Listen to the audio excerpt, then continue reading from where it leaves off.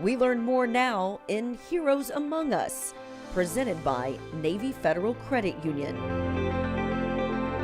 Juvenile crime and violence have long been an epidemic in our nation's history.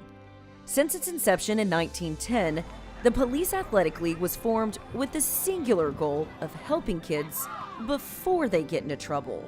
Now, more than 100 years later, major cities across the country have continued this program. Everything from boxing to the traditional ball and stick sports. It's a massive undertaking, but one that is well worth the time and effort.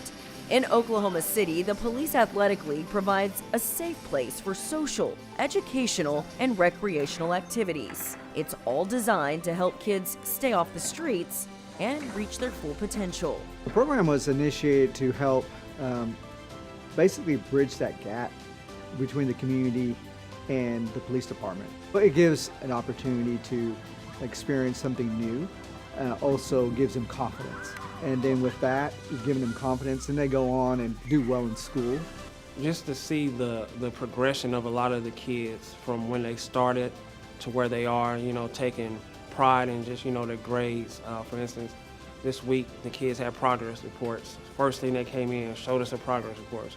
Look at my grades, look at this, look at that. See, I told you. So that's the rewarding part, is seeing when they actually know that there's someone that cares outside of their home.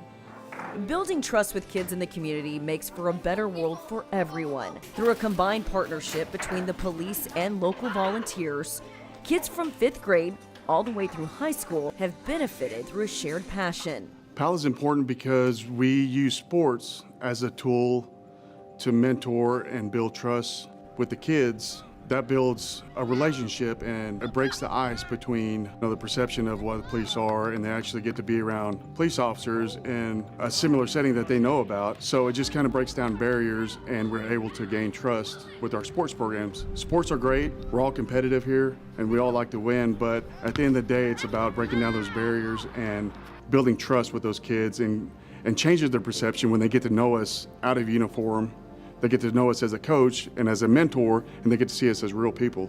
Building trust with kids in the community takes a lot of time, effort, and money, but the payoff is immeasurable. In recent years, esports has become a favorite pastime, and after-school programs have made this a big part of the experience. Esports is very competitive, and me myself, I'm very competitive. This program has been a big part of my life that has really gave me some good experiences. Over the years, police athletic leagues across the country have changed the trajectory of countless lives.